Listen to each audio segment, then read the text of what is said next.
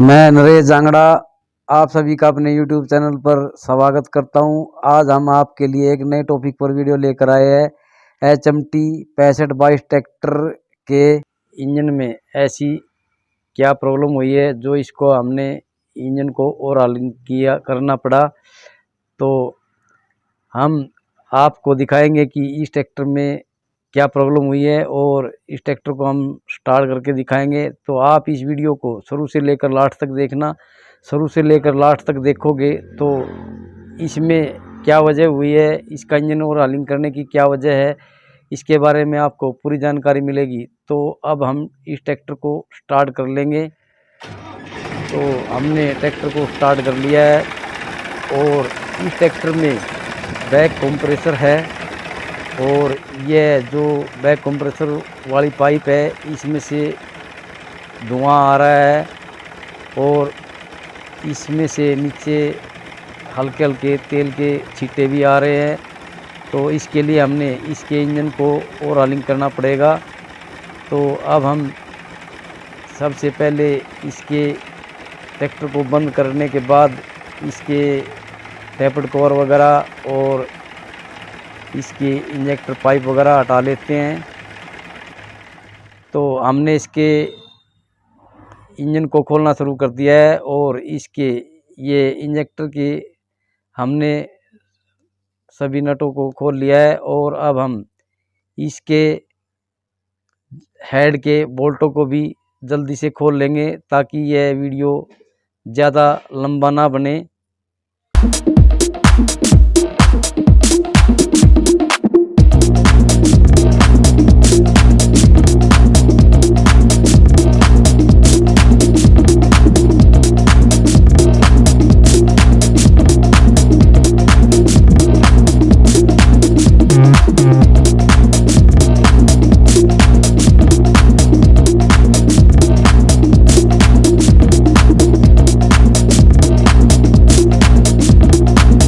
हमने इसके सभी हेड के बोल्टों को खोलने के बाद इसके सभी हेडों को नीचे उतार लिया है और अब हम इसकी लाइनरों को चेक करेंगे कि ये कटी हुई है कि नहीं। तो सबसे पहले हमने इसके 1 नंबर लाइनर को चेक किया, यह कटी हुई है।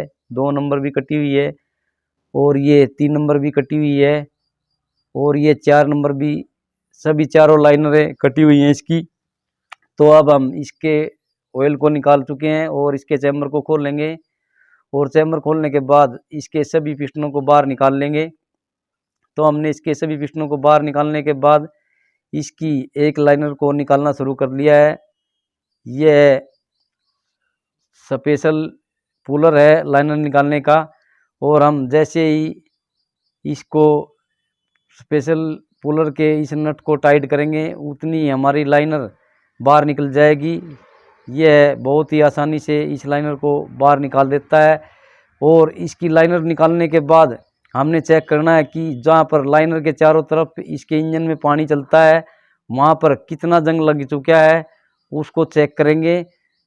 तो हमने इसकी इस लाइनर को निकालना शुरू कर दिया है और लाइनर निकल चुकी है और लाइनर निकालने के बाद हमने चेक किया कि इसके ब्लॉक के अंदर बहुत ही ज़्यादा जंग लग चुका है। तो हम इसकी इस लाइनर को वापस लगा देंगे। तो हमने इसकी लाइनर को वापस लगा दिया है और इसके बाद हम इसके टाइमिंग कोर को हटाएंगे। इसके टाइमिंग कोर के सभी नटों को हमने खोल दिया है। उतारो भाई टाइमिंग कोर को। तो टाइमिंग कोर हमने हटाना शुरू कर दिया है और इस टाइमिंग कोर को हमने इंजन से हटा दिया है और अब हम इसके सभी ये टाइमिंग गियरों को हटा लेंगे और उसके बाद में इंजन को हम नीचे उतारेंगे और इसमें एसिड भरेंगे। तो हमने इंजन को नीचे उतार लिया है और इसके इंजन के ब्लॉक के ऊपर वाटर पंप लगा दिया है और वाटर पंप लगाने के बाद हमने एसिड भरना शुरू कर दिया है और हम इस एसिड को कम से कम 12 घंटे रखेंगे। उसके बाद में इस एसिड को निकालेंगे और इसके ब्लॉक को की सफाई करेंगे और इसकी क्रैंक और हेडों को भी सफाई करेंगे और लेथ मशीन पर भेज देंगे। तो अगर आपको यह वीडियो पसंद आए तो हमारे और दोस्तों और किसान भाइयों में शेयर करना बिल्कुल ना भूलें। और दोस्तों, हम आपके लिए रोज़ाना नए नए टॉपिक पर वीडियो लेकर आते हैं और आते रहेंगे। तो हमारे इस नेक काम में हमारे साथी बने और सहभागी बने। ब्लॉक को बहुत ही अच्छे तरीके से सफाई कर लिया है और सफाई हमारे काम में हमारी आधी सफलता है। तो अब हम इसकी क्रैंक को फिटिंग करने से पहले इसके ब्लॉक के अंदर ये जो मेन बेरिंग है, इन मेन बेरिंगों को लगाएंगे। तो हमने इसका आगे से 1 नंबर बनता है, 1 नंबर की तरफ से हमने इसके मेन बेरिंगों को फिटिंग करना शुरू कर दिया है। तो हमने अब दूसरा इसका मेन बेरिंग भी लगा दिया है और अब हम इसका 3 नंबर का मेन बेरिंग भी लगा दिया है और अब हमने इसके 4 नंबर और 5 नंबर के बेरिंगों को भी लगा लिया है। और अब हम इंजन ऑयल की मदद से इन मेन बेरिंगों के ऊपर ऑयल डाल लेंगे। ये इंजन ऑयल हमने लुब्रिकेटिंग के लिए डाल लेना है। तो हमने इन मेनों पर इंजन ऑयल डाल दिया है। अब हमने जो इसकी क्रैंक सफाई करके रखी है उसको भी सफाई करेंगे और ये इसके ऊपर के जो मेन कैप है, इन मेन कैपों में इसके मेन बेरिंग फिटिंग कर लेते हैं। तो जल्दी से हम इसके सभी मेन कैपों में मेन बेरिंग फिटिंग कर लेते हैं ताकि ये वीडियो ज़्यादा लंबा ना बने। तो हम थोड़ा सा फॉरवर्ड कर लेते हैं।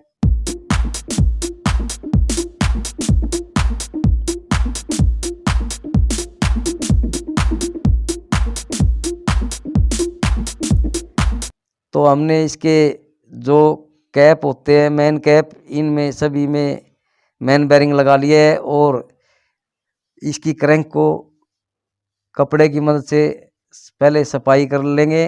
तो हमने इसके क्रैंक को कपड़ा लगाकर सफाई कर लिया है। अब हम ब्लॉक के अंदर इस क्रैंक को फिटिंग करेंगे। तो हमारी यह क्रैंक सफाई हो चुकी है और यहाँ पर हम अब क्रैंक फिटिंग करेंगे। ये क्रैंक हमने उठाकर बहुत ही आराम से ब्लॉक के अंदर रखनी है।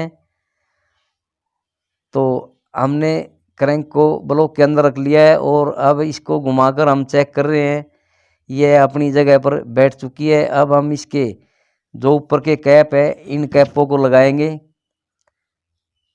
तो कैप के ऊपर इंजन ऑयल डालो भाई, थोड़ा इंजन ऑयल डाल दिया है। हर कैप में इंजन ऑयल लगाकर लुब्रिकेटिंग करके हमने ब्लॉक के अंदर इन कैपों को लगा लेना है।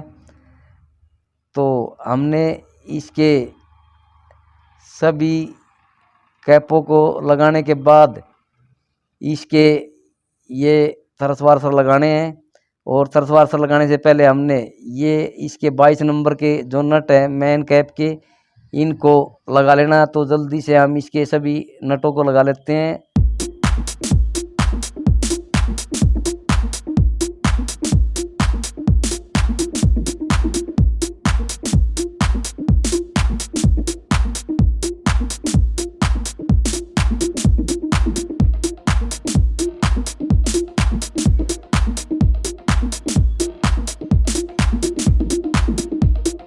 तो हमने इसके सभी नटों को लगा लिया है और इस 22 नंबर की बॉक्स गोटी की मदद से और 22 नंबर की बॉक्स गोटी की मदद से और इसकी एल रॉड की मदद से इसके सभी नटों को जल्दी से मिला लेना है।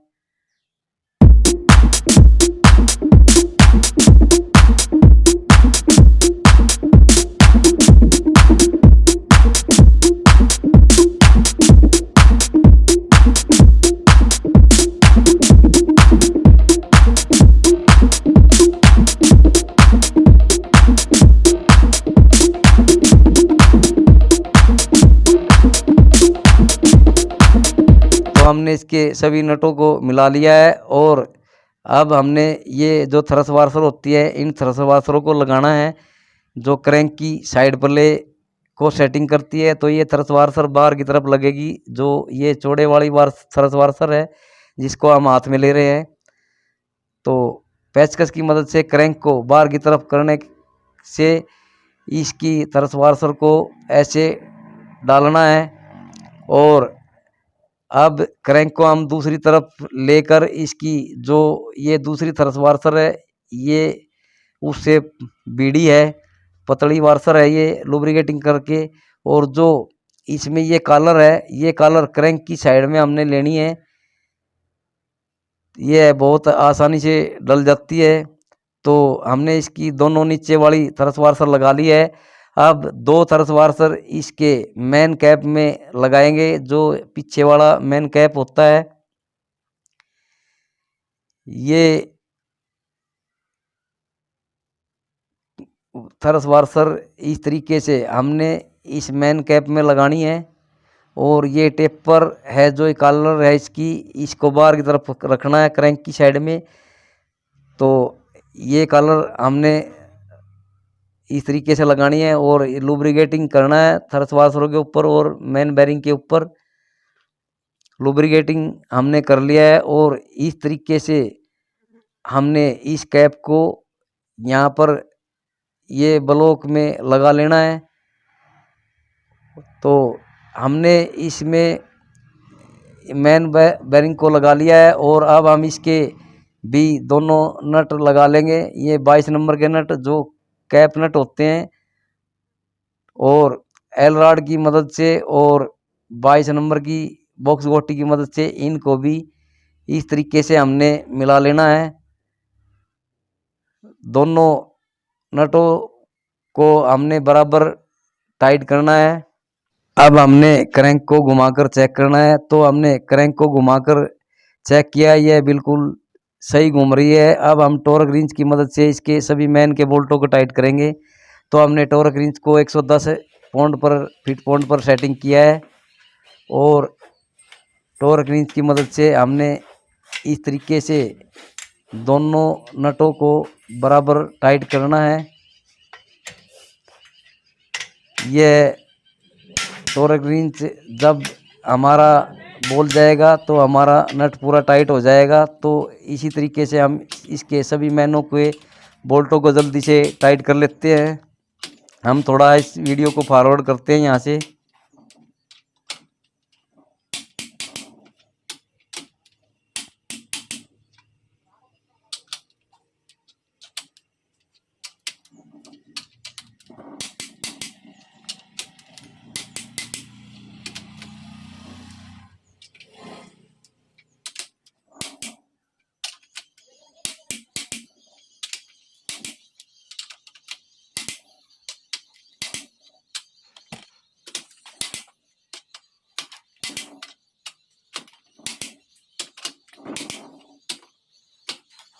तो हमने टॉर्क रिंच की मदद से इसके सभी बोल्टों को टाइट कर लिया है, और क्रैंक हमारी बहुत ही फ्री घूम रही है। अब टॉर्क रिंच से नटों को टाइट करने के बाद तो हमारी क्रैंक की फिटिंग हो चुकी है।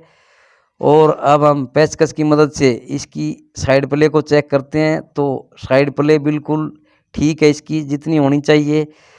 तो अब हम इसके क्रैंक के जो वेट है, क्रैंक को बैलेंस करने के लिए वेट लगते हैं, उन वेटों को लगा लेंगे। दो वेट हमने पहले ही लगा लिए थे, ये इसका 1 नंबर और ये 4 नंबर वेट बाकी था। तो हमने इन दोनों वेटों को लगा लिया है, और 19 नंबर की बॉक्स गोटी की मदद से और एल रॉड की मदद से हमने इसके दोनों बोल्टों को मिला लिया है।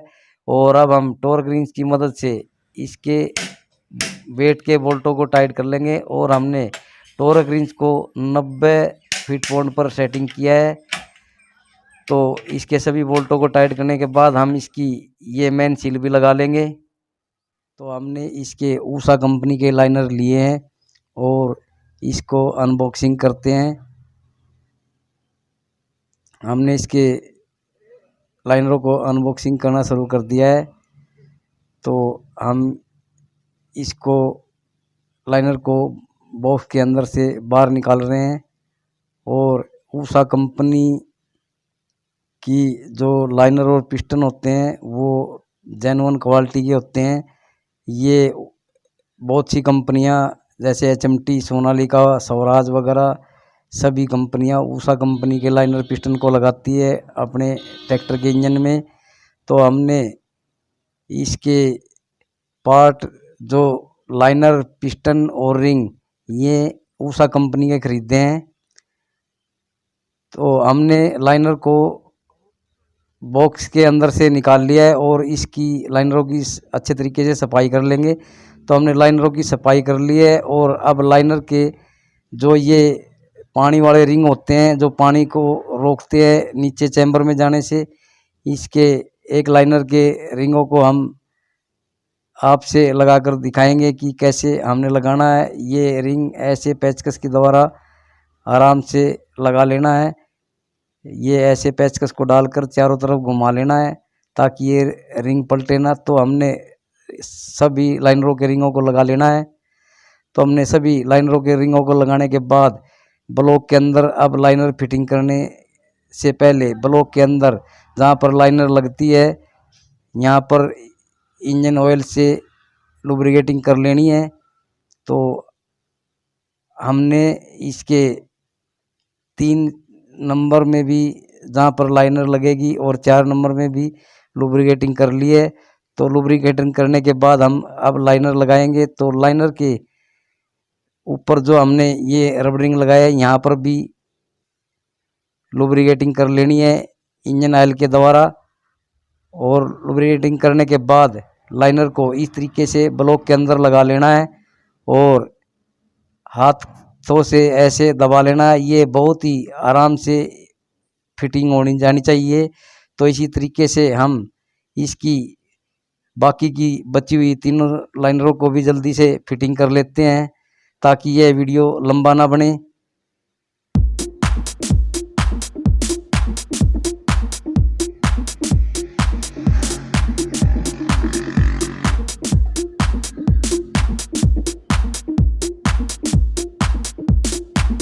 तो हमने इसकी चारों लाइनरों को फिटिंग कर लिया है और हमारी ये लाइनर बिल्कुल सही तरीके से फिटिंग हो चुकी है बहुत ही आसानी से। अब हम इसके पिस्टनों को अनबॉक्सिंग करेंगे। तो हमने पिस्टन भी ये उषा कंपनी के लिए है और इसके बॉक्स के अंदर से हम सभी चारों पिस्टनों को बाहर निकाल लेते हैं। इन पिस्टनों के साथ पिस्टन पिन और ये पिस्टन लॉक आते हैं जो पिस्टन पिन को लगाने के बाद लगाए जाते हैं पिस्टन के अंदर। और चारों पिस्टनों के साथ में पिस्टन पिन भी आई है। तो हमने इसके सभी पिस्टनों को अनबॉक्सिंग कर लिया है और अब हम इसके पिस्टन के अंदर जो पिस्टन पिन लगती है वहाँ पर एक साइड में सभी पिस्टनों में लॉक लगा लेंगे। तो ये है लॉक, इनर नोज मदद से ऐसे आसानी से लगा लेना है और हम सभी पिस्टनों में ये एक तरफ का लॉक लगा लेंगे। तो हमने इसके सभी पिस्टनों में लॉक लगा लिया है। अब हम इसके एक पिस्टन में ही आपको कनेक्टिंग रॉड फिटिंग करके दिखाएंगे। यहाँ पर इसके बुश में हमने लुब्रिकेटिंग कर लिया है इंजन ऑयल की मदद से। और जो ये मक्खी का हिस्सा है ये हमारा कंप्रेसर चैम्बर जो एक तरफ से बीड़ा हिस्सा है, पतला हिस्सा है, उस साइड में लगाना है। जिस साइड में हमारी नोज़ल लगती है नोज़ल की साइड में ये हिस्सा हमने मक्खी की तरफ रखना है, ये वाला। तो इस तरीके से हम सभी पिस्टनों को फिटिंग कर लेंगे। और ये लॉक भी हम इसका लगा लेते हैं दूसरे वाला भी। और हमने आपको एक ही पिस्टन में कनेक्टिंग रॉड को फिटिंग करके दिखाया है, बाकी के पिस्टनों में हम कनेक्टिंग रॉड को फिटिंग कर लेंगे। और इसके बाद में हम इसके लाइनरों में रिंग डालकर इसका जो रिंग का क्लियरेंस होता है उस क्लियरेंस को चेक करेंगे टैपर्ड गेज की मदद से। तो सबसे पहले हम इस ऑयल रिंग को लाइनर के अंदर ऐसे डाल लेंगे और पिस्टन की मदद से इसको सीधा कर लेंगे, थोड़ा अंदर करके इस तरीके से, ताकि ये रिंग तिरछा ना हो और इसका क्लियरेंस सही मप जाए। तो हमने रिंग को पिस्टन से सीधा कर लिया है और अब हम फिलर गेज की मदद से इसका क्लियरेंस चेक करेंगे। तो इसका क्लियरेंस 0.30 होना चाहिए, 0 पॉइंट यानी कि 30 mm होना चाहिए। और हमने इसको चेक किया गेज लगाकर, इसका क्लियरेंस 0.30 mm है ऑयल रिंग का। यह गेज ना तो इसमें ज़्यादा टाइट है और ना लूज है, ये इसका क्लियरेंस 0.30 mm है। अब हम इसके जो टॉप रिंग होता है, सेकंड टॉप रिंग, जो ये ब्लैक कलर का है, जो ऑयल रिंग के बाद में लगता है, इस रिंग को भी लाइनर के बीच में ऐसे रखेंगे और पिस्टन की मदद से इसको भी सीधा कर लेंगे और टैपर्ड गेज की मदद से इसके क्लियरेंस को भी हम चेक करेंगे। तो हमने टैपर्ड गेज की मदद से इसका क्लियरेंस होना चाहिए 0.40 mm। तो अब हम इसको चेक करेंगे, इसका भी क्लियरेंस बिल्कुल ठीक है जैसे हमने बताया 0.40 mm।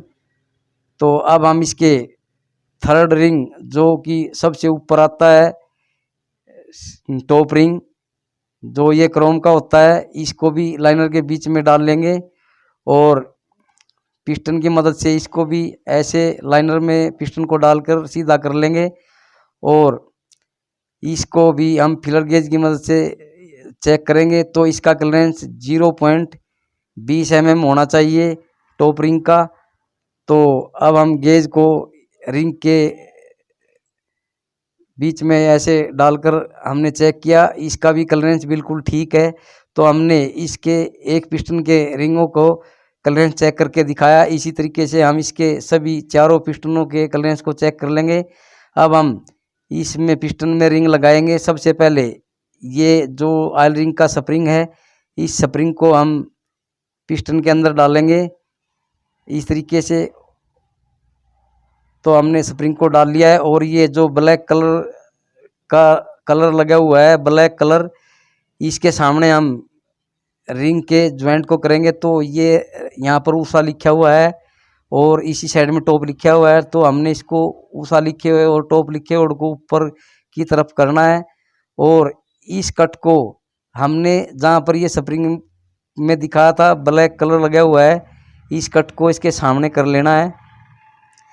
इसके सिरे को, रिंग के इस सिरों के बीच में यह स्प्रिंग का ब्लैक कलर होना चाहिए। तो हमने ऑयल रिंग को फिटिंग कर लिया है और इसका ब्लैक कलर के सामने ये कट आ चुका है। अब हम इसके बाद में जो कंप्रेसर रिंग होता है, सेकंड रिंग, टॉप रिंग, इसको कंप्रेसर रिंग को हम इसके सेकंड रिंग को भी पिस्टन के अंदर ऐसे फिटिंग कर लेंगे और इसका भी ऊपर की तरफ जो ऊषा लिखा हुआ है वो हमने ऊपर की तरफ करना है। तो हमारा ये सेकंड रिंग भी फिटिंग हो चुका है। अब हम इसका फर्स्ट रिंग जो टॉप रिंग होता है, ये यहाँ पर भी ऊषा लिखा हुआ है और टॉप भी लिखा हुआ है, तो हमने इसको भी ऊपर कर लेना है। तो हमने इस रिंग को भी फिटिंग कर लिया है पिस्टन के अंदर। हम आपको इस एक ही पिस्टन में रिंग डालकर दिखाएंगे। इसी तरीके से हम इसके सभी पिस्टनों को रिंग फिट कर लेंगे पिस्टनों के अंदर। और अब हम यहाँ पर इसके पिस्टन को लाइनर के बीच में लगाएंगे। तो हमने इसमें लुब्रिकेटिंग कर लेना है, लाइनर पे भी और क्रैंक के ऊपर भी इस तरीके से। और हम आपको एक ही पिस्टन को लाइनर के अंदर लगाकर दिखाएंगे और रिंगों के ऊपर भी हमने लुब्रिकेटिंग कर लेना है।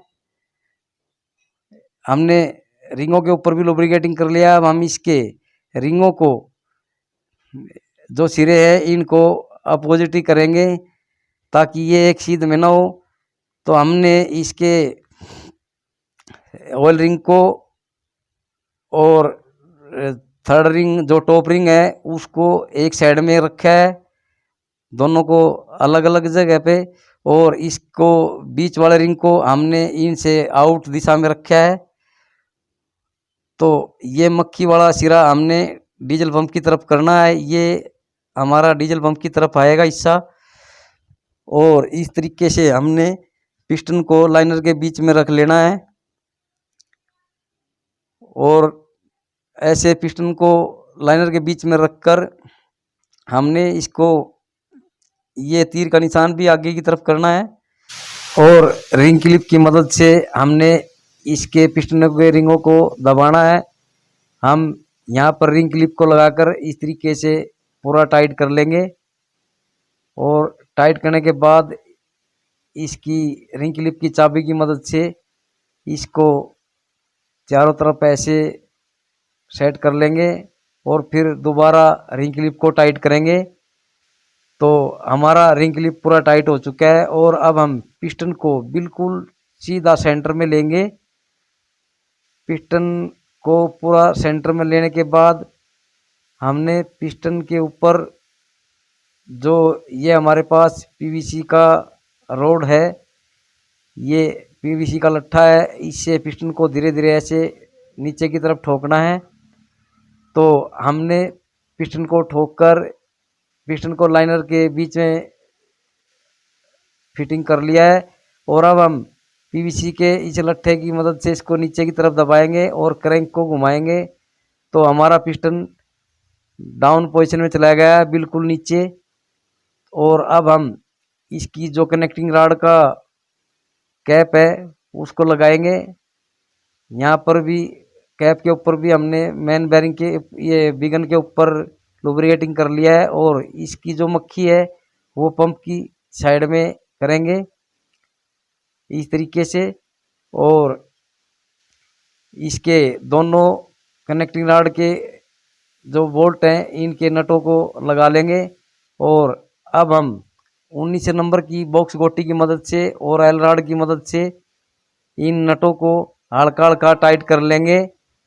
तो ये हमने 19 नंबर की बॉक्स गोटी ले ली है और एल रॉड की मदद से इनको हमने दोनों को बराबर ही हल्का टाइट करना है। आमने सामने एक चूड़ी उसकी चढ़ाई और एक उसकी, दोनों को बराबर टाइट करना है इस तरीके से। तो हमने इनको एल रॉड की मदद से हल्का सा टाइट कर लिया। अब हम टॉर्क रिंच की मदद से इसके दोनों नटों को पूरा टाइट कर लेंगे। तो हमने इसमें 6 इंची रोड और बॉक्स गोटी को लगा दिया है। अब टॉर्क रिंच को हमने सेटिंग कर लिया है 90 पौंड पर हमने टॉर्क रिंच को सेटिंग किया और टॉर्क रिंच की मदद से भी हमने दोनों नटों को बराबर टाइट करना है। जब हमारा टॉर्क रिंच आवाज़ करे तो ये समझ लेना हमारे नट टाइट हो चुके हैं। जैसे कि वीडियो में दिखाया जा रहा है ये टॉर्क रिंच कैसे बोलता है बोल्ट को टाइट होने के बाद। तो हमारे ये दोनों बोल्ट टाइट हो चुके हैं। अब हम पिस्टन को टॉप पोजीशन में लेंगे क्रैंक को घुमाकर और इसकी साइड प्ले चेक कर लिए हमने, कनेक्टिंग रॉड की साइड प्ले बिल्कुल ठीक है। अब हम पिस्टन को टॉप में ले रहे हैं। टॉप में पिस्टन को लेकर हम इसके पिस्टन की साइड प्ले चेक करेंगे कि हमारा पिस्टन साइड तो नहीं मार रहा है। तो हमने पिस्टन को पूरा टॉप में ले लिया है और टैपर्ड गेज की मदद से पिस्टन के चारों तरफ हमने चेक किया कि हमारा गेज चारों तरफ फ्री घूम रहा है कि नहीं। तो हमारा गेज चारों तरफ फ्री घूम रहा था और हाथ से भी हमने चेक किया, हमारा पिस्टन कोई भी साइड नहीं मार रहा है, चारों तरफ बराबर प्ले है।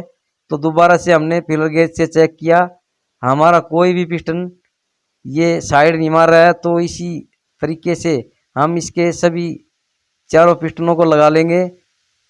तो हमने इसके चारों पिस्टनों को लगा लिया है। केम सापट के गियर को पहले लगा रखा था और डीजल पंप के गियर को भी। तो हमने इसके पिस्टन को पूरा टॉप में लिया है और इसका ये आइडल गियर हमने लगा लिया है। ये मार्क केम सापट और आइडल गियर के हैं और यह मार्क डीजल पंप के गियर के और आइडल गियर के हैं और यह क्रैंक सापट के और आइडल गियर के हैं। तो हमने इसका टाइमिंग मार्क टू मार्क कर लिया है।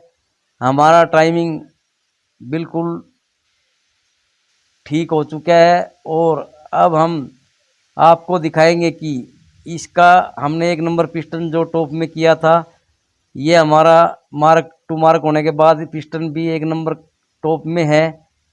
तो अब हम इसके आइडल गियर के आगे जो यह प्लेट लगती है यहाँ पर, इस प्लेट को लगाएंगे। तो हमने इस प्लेट को यहाँ पर लगाना है। तो इसके 13 नंबर के 3 बोल्ट और लॉक पत्ती के साथ में हमने इन बोल्टों को लगा लेना है। तो हमने इसका ये एक बोल्ट लगा लिया है और हमने इसका ये दूसरा बोल्ट भी लगा लिया है। अब हम इसका ये तीसरा बोल्ट भी लगा चुके हैं और अब हम 13 नंबर की टी गोटी की मदद से इसके तीनों बोल्टों को हल्का टाइट कर लेंगे और उसके बाद में 13 नंबर के रिंग पाने की मदद से इसके इन तीनों बोल्टों को पूरा टाइट कर लेंगे और इसकी लॉक पत्ती से इन बोल्टों को लॉक कर लेंगे। तो हमने अब 13 नंबर के रिंग पाने की मदद से इनको पूरा टाइट कर लिया है और अब हम इसकी जो ये आइडल गियर को ऑयल प्रेशर की द्वारा लुब्रिकेटिंग देती है, ये पाइप हमने यहाँ पर लगा लेनी है और एक साइड से हमने पाइप को लगाकर दूसरी साइड में 14 नंबर का इसका बेंजू भी हमने लगा लिया है और 14 नंबर के रिंग पाने की मदद से इसको हमने पूरा टाइट कर लेना है और दूसरी साइड से 17 नंबर की चाबी की मदद से इस पाइप को हम पूरा टाइट कर लेंगे और फिर इसका जो ये आगे का टाइमिंग कवर है, टाइमिंग कवर को भी हम लगा लेंगे और आगे फ्रंट एक्सल के साथ में इसको इंजन को जोड़ लेंगे। तो हमने इंजन को जोड़ लिया है और जल्दी से हम इसके जो हेड गैस्केट की डावल है, इन डावलों को लगा लेते हैं।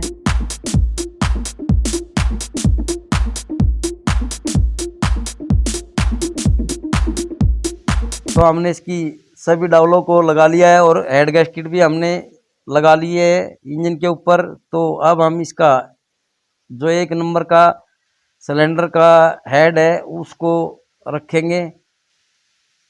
तो हमने इंजन के ऊपर 1 नंबर सिलेंडर का हेड हमने रख लिया है। अब हम इसका 2 नंबर सिलेंडर का हेड भी इसी तरीके से रख लेंगे। तो हमने इसके 2 नंबर के हेड को रखने के बाद अब 3 नंबर हेड को भी रखना है। तो हमने इसके 3 नंबर हेड को भी ऊपर इंजन के ऊपर रख लिया है। अब हम इसका ये 4 नंबर सिलेंडर का हेड भी रख लेना है। तो हमने इसके चारों हेडों को इंजन के ऊपर रख लिया है और हमारे ये चारों हेड लग चुके हैं। अब हम इसके हेड के सभी बोल्टों को लगा लेंगे। तो हम जल्दी से, ये वीडियो लंबा ना बने तो जल्दी से इसके सभी हेडों के बोल्टों को लगा लेते हैं।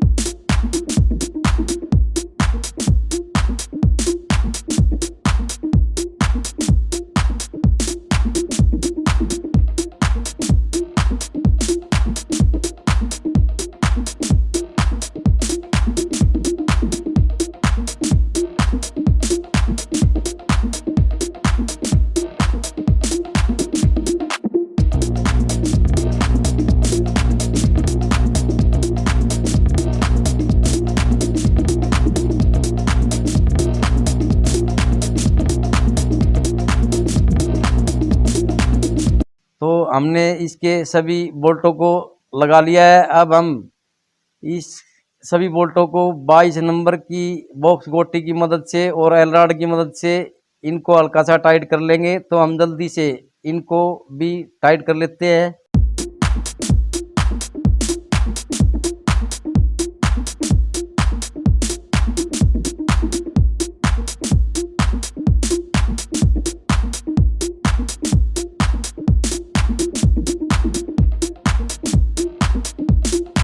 तो हमने इसके बोल्टों को एल रॉड की मदद से मिला लिया है। अब हम इन बोल्टों को टॉर्क रिंच से टाइट करेंगे।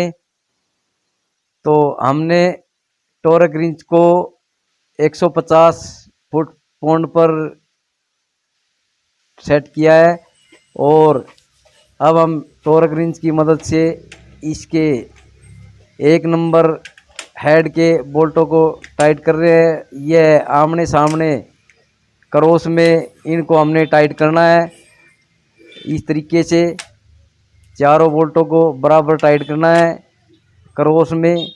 जैसे ये हमने मिलाया तो अब दूसरी साइड का इसके सामने वाला और इसके बाद में दूसरी साइड क्रॉस में ही हमने इनको टाइट करना है। तो हमारे 1 नंबर हेड के बोल्ट टाइट हो चुके हैं। जैसे टॉर्क रिंच आवाज़ करता है तो आवाज़ करते ही हमारा बोल्ट पूरा टाइट हो जाता है। तो इसी तरीके से हमने इसके सभी हेड के बोल्टों को टाइट कर लेना है। तो हमने सभी हेड के बोल्टों को पूरा टाइट कर लिया है और अब हम इसकी ये यहाँ पर टैपट वगैरह लगा लेते हैं और हमने इसकी सभी टैपटों को लगा लिया है और अब टैपट क्लेंस करेंगे। तो 1 नंबर टैपट क्लेंस करने के लिए हमने 4 नंबर सिलेंडर की टैपटों को डांस पोजीशन में करना है। तो इसके लिए हमने इंजन को घड़ी की सीधी दिशा में घुमाना है। तो हमने इंजन को घुमाना शुरू किया तो एग्जॉस्ट टैपट बैठ के अब ऊपर उठ गई है और इंगलेट दबने लगी है। तो यहाँ पर हमने दोनों टैपटों को फ्री रखना है, कोई भी टैपट दबी नहीं होनी चाहिए। तो अब हमारी 1 नंबर सिलेंडर की दोनों टैपट क्लियरेंस के लिए बिल्कुल तैयार है। तो इसके लिए हमने एक टैपट गेज ये 0.12 mm और 0.10 mm की 2 पत्तियाँ लेनी है। तो ये सबसे पहले हमने एग्जॉस्ट टैपट की क्लियरेंस शुरू कर दी है। तो इसके लिए हमने 0.12 mm की ये पत्ती ली है फिलर गेज की और हमने इसको एडजस्टमेंट कर लिया है और इसको हम लॉक कर देंगे।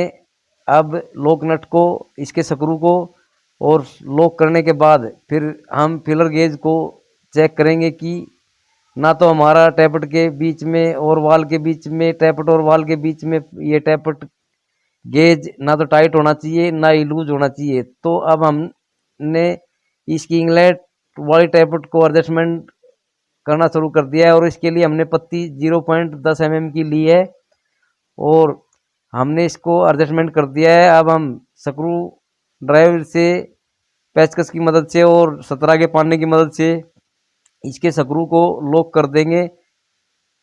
तो हमने इसको लॉक कर दिया है। अब हमने फिलर गेज से चेक किया है, ना तो ये टाइट है फिलर गेज हमारा ना लूज है। तो हमारे 1 नंबर सिलेंडर के टैपट क्लियरेंस हो चुके हैं। अब हमारे 3 नंबर सिलेंडर के टैपट क्लियरेंस होंगे। इसके लिए हमने 2 नंबर की टैपटों को डांस पोजीशन में लेना है। जैसे एग्जॉस्ट दबा और ऊपर उठा और इंगलेट दबना शुरू हुआ तो वहीं पे इंजन की वो रखना है जहाँ पर हमारे ये डांस पोजीशन में टैपट फ्री हो।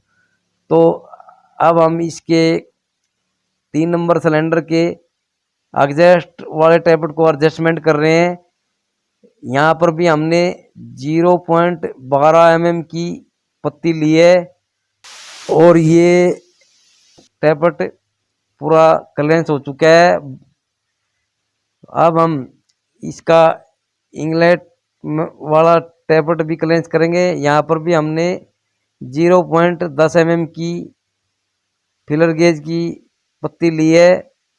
तो हमने इसको भी एडजस्टमेंट कर दिया है और अब हम इसके स्क्रू को लॉक करेंगे और दोबारा चेक करेंगे फिलर गेज। यहाँ पर ना तो ज़्यादा टाइट होना चाहिए ना ज़्यादा लूज। तो हमारे 3 नंबर सिलेंडर के टैपट क्लियरेंस हो चुके हैं।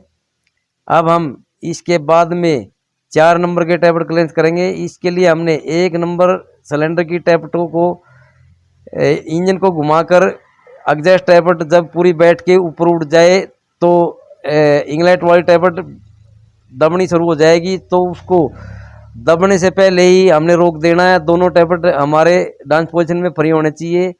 तो अब हमारे 4 नंबर के सिलेंडर के टैबलेट क्लियरेंस करने हैं हमने और करने की पोजीशन पे आ चुका है ये 4 नंबर सिलेंडर।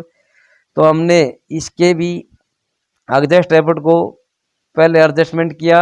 यहाँ पर भी हमने 0.12 mm की गेज ली है और हमारा 4 नंबर का एग्जॉस्ट वाला टैबलेट भी क्लियरेंस हो चुका है। और अब हम इसका इंगलेट वाला टैबलेट क्लियरेंस करेंगे। यहाँ पर भी हमने वही जैसे दूसरे सिलेंडरों की टैबलेट क्लियरेंस की 0.10 mm का गेज लिया था। 0.10 mm पर ही हमने इसकी भी टैबलेट क्लियरेंस कर दी है। तो हमने पहले 1 नंबर की टैबलेट क्लियरेंस की, फिर 3 नंबर की 3 के बाद में 4 की। अब 4 के बाद में हमने 2 नंबर सिलेंडर की ये टैबलेट क्लियरेंस करनी है। इसके लिए हमने 3 नंबर सिलेंडर के टैप्टो को डांस पोजीशन पर लेकर फ्री रखना है। तो इंजन को हमने घुमा दिया, घुमाना शुरू किया है तो घड़ी की सीधी दिशा में हमने इंजन को घुमाया। एग्जॉस्ट टैबलेट हमारी बैट के ऊपर आ चुकी है। अब इंगलेट जैसे दबना शुरू हुई है वहीं पे हमने इसको इंजन को रोक दिया है, दोनों टैप्टो को डांस पोजीशन में फ्री रख के। अब हमने 2 नंबर सिलेंडर के टैप्टो को क्लियरेंस करना शुरू कर दिया है। अब हमने 2 number tablet clearance 2 number cylinder की टैबलेट क्लियरेंस एग्जॉस्ट वाली भी क्लियरेंस करना शुरू कर रखा है। तो हमारी ये 2 नंबर सिलेंडर की एग्जॉस्ट वाली टैबलेट क्लियरेंस हो चुकी है। अब हम इसके स्क्रू को पूरा लॉक कर लेंगे। तो हमने चेक किया ना तो हमारा टैबलेट गेज टाइट था और ना ही लूज। तो अब हमने इंगलेट वाली टैबलेट भी क्लियरेंस करनी शुरू कर दी है और इसको भी हमने लॉक कर दिया। क्लियरेंस करने के बाद तो हमने चेक किया हमारी ये इंगलेट वाली टैबलेट भी बिल्कुल क्लियरेंस है। हमने चारों सिलेंडरों की सभी टैप्टों को क्लियरेंस कर लिया है और हमारी चारों सिलेंडर की टैबलेट बिल्कुल सही तरीके से क्लियरेंस हो चुकी है। तो हमने सबसे पहले यहाँ पर जो ये बड़े वाला कट है, इस कट को अंदर जो हमने ये पंप साबट में कड़ा लगाया हुआ है उसमें भी ये बड़े वाला कट है, चौड़ा कट, उसमें ऐसे पंप को फिटिंग कर देना है और यह बहुत ही आसानी से फिटिंग हो जाता है इसको सामने कर कर। तो हमने पंप को फिटिंग कर दिया है। तो अब हम जल्दी से इसके सभी तीनों नट लगा लेते हैं वार्सर के साथ ताकि ये वीडियो ज़्यादा लंबा ना बने। तो हम वीडियो को फॉरवर्ड करते हैं।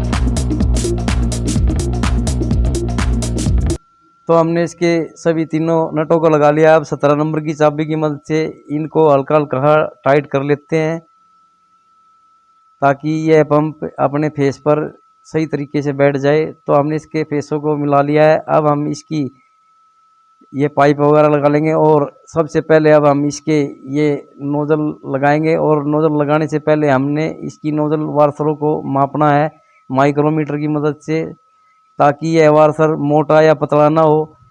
तो हमने माइक्रोमीटर की मदद से इस वार्सर को मापा है। तो हमारी यह कंपनी के हिसाब से 3.5 mm की मोटी वार्सर होनी चाहिए। तो ये पूरी 3.5 mm की वार्सर है। हम सभी वार्सरों को मापने के बाद इसकी नोजलों को अब लगाना शुरू करेंगे। तो हमने इसकी इस तरीके से नोजल लगानी है। यहाँ पर ग्रीस लगाकर इन वार्सर को इस नोजल में चिपका लेना है और वार्सर लगाकर हमने इस नोजल को हेड के अंदर फिटिंग करना है। तो हम आपको ये एक ही नोजल को फिटिंग करके दिखाएंगे ताकि यह वीडियो ज़्यादा लंबा ना बने। तो अब हम वीडियो को थोड़ा फॉरवर्ड कर लेते हैं ताकि यह वीडियो लंबा ना बने और सभी नोजलों को हम हेड के अंदर फिटिंग कर लेते हैं।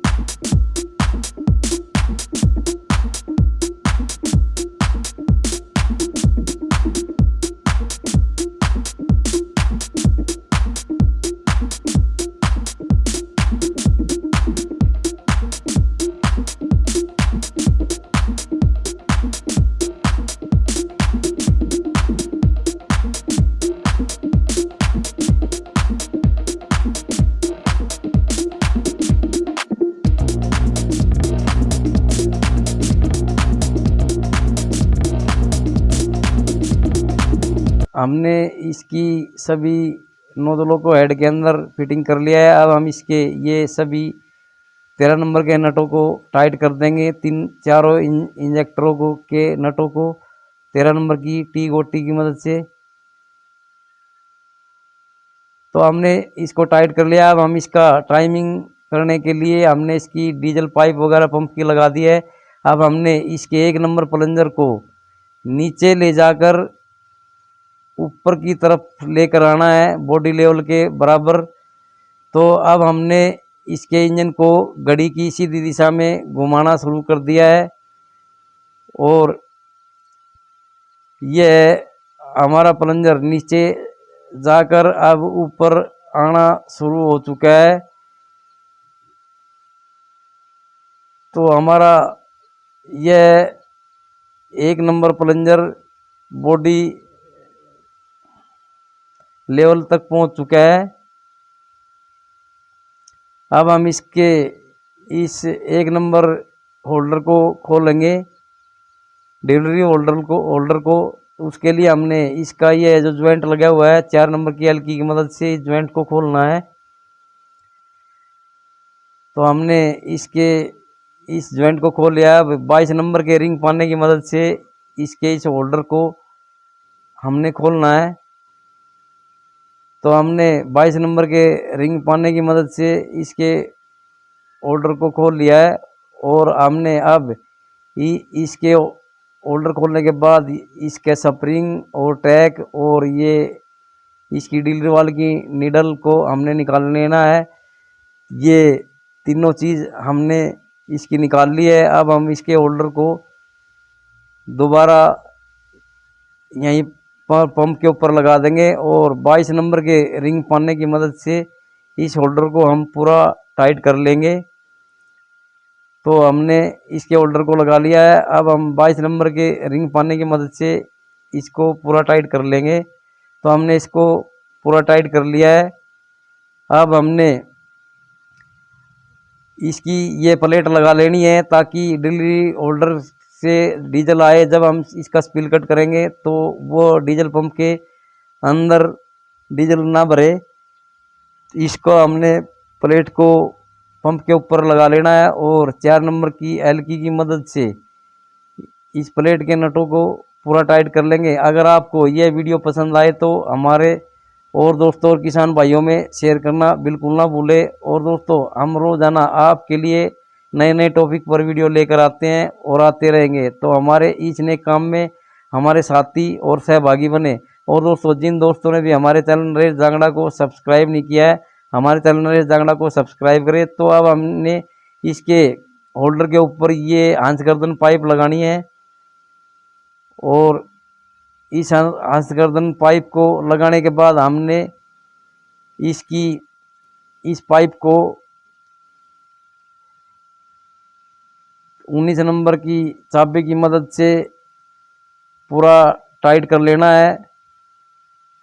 तो हमने 19 नंबर की चाबी की मदद से इसकी हंस गर्दन पाइप को हमने टाइट कर लिया है। अब हमने फ्राईव्हील के ऊपर जो ये डिग्री खुदी हुई है, इन डिग्रियों को इस निशान के साथ मैच करना है और हमने इसका स्पिल कट 12 डिग्री पर करना है। तो हमने इस निशान के सामने यह 12 डिग्री मैच कर ली है और अब हम इसको मैच करने के बाद इसके पंप को तरफ जाएंगे और पंप को बाहर की तरफ ले आएंगे। तो यहाँ पर डीजल आना शुरू हो चुका है। अब हम धीरे धीरे इस पंप को अंदर की तरफ करेंगे और अंदर की तरफ कर इतना करेंगे जहाँ पर हमारा ये डीजल कट हो चुका है, हंसगर्दन पाइप से डीजल आना बंद हो चुका है। तो इसी जगह पर हम इसके ये डीजल पंप के नटों को 17 नंबर के रिंग पाने की मदद से टाइट कर लेंगे। इसका एक ये साइड वाला नट और एक नीचे वाला नट, इन दोनों नटों को हम पूरा टाइट कर कर इंजन को उल्टा करके दोबारा से हम सीधा राउंड लेकर इसके स्पिल कट को चेक करेंगे कि हमारा टाइमिंग ठीक है कि नहीं। तो हमने इसको चेक किया, यह हमारा पूरा 12 डिग्री के ऊपर टाइमिंग आ चुका है। हमने इंजन को उल्टा लेकर सीधा किया और जहाँ 12 डिग्री के ऊपर यह मार्क आते ही इस मार्क के सामने, एरो के निशान के सामने 12 डिग्री आई तो हमारा स्पिल कट हो चुका है। तो अब हम इसकी इस हंसगर्दन पाइप को खोलेंगे और उसके बाद में इसका होल्डर खोलेंगे और जो हमने इसकी होल्डर के अंदर से एक टैग और स्प्रिंग और डिलीवरी वाल की नीडल को हमने निकाला था उसको हम लगा लेंगे। अगर जो आपने 3511 HMT ट्रैक्टर के डीजल पंप का स्पिल कट टाइमिंग देखना है तो हमने अपने चैनल पर वीडियो डाला हुआ है, तो उसका लिंक हम आई बटन में दे देंगे। और हमारे चैनल पर प्रीत 6049 ट्रैक्टर के डीजल पंप का भी स्पिल कट टाइमिंग का वीडियो है, वो भी सेम टू सेम इसी टाइप का इंजन होता है जिस इंजन का हमने आपको पंप फिटिंग करके दिखाया, इसका टाइमिंग करके दिखाया। HMT डिजाइन इंजन है, 4 सिलेंडर इंजन है, सेम टू सेम ये इंजन है। तो उसका भी हम डीजल पंप का स्पिल कट टाइमिंग का वीडियो का लिंक आई बटन में दे देंगे। तो अब हमने इसके होल्डर को दोबारा लगा लिया है, इसकी डिलीवरी वाल, टैग और स्प्रिंग को इसके अंदर डालकर और 22 नंबर के रिंग पाने से हम इसके होल्डर को पूरा टाइट करेंगे। और पूरा होल्डर टाइट होने के बाद हमने जो ये होल्डरों को लॉक करने के लिए ये होल्डर लॉक खोला था, इसको भी हम लगा लेंगे और 4 नंबर की एलकी की मदद से इसको भी हमने पूरा टाइट कर लिया है। तो अब हमने इसकी को कंप्लीट करना है, इसकी सभी नोजल पाइप वगैरह और मैनीफोल्ड वगैरह, इंगलेट मैनीफोल्ड वगैरह लगा लेने हैं। तो हमने इसको कंप्लीट कर लिया है, इसका इंगलेट मैनीफोल्ड भी लगा लिया है। अब हम ट्रैक्टर को स्टार्ट कर रहे हैं। तो हमने ट्रैक्टर को स्टार्ट कर लिया है और हमारा ट्रैक्टर हाफ राउंड में ही स्टार्ट हो चुका है और इसकी बहुत ही अच्छी आवाज़ है, स्लो में बहुत बढ़िया आवाज़ है इसकी। वो बोलते हैं सोमिर पुनिया, क्या शानदार आवाज़ है, ये सोमिर पुनिया जी का डायलॉग है। तो अब हम इसका एक्सीलेटर देकर चेक करेंगे कि इसकी एक्सीलेटर देने के बाद कैसी आवाज़ है। तो हमने एक्सीलेटर को देकर चेक किया, एक्सीलेटर देने के बाद भी इसकी आवाज़ बहुत ही अच्छी है। तो अब हम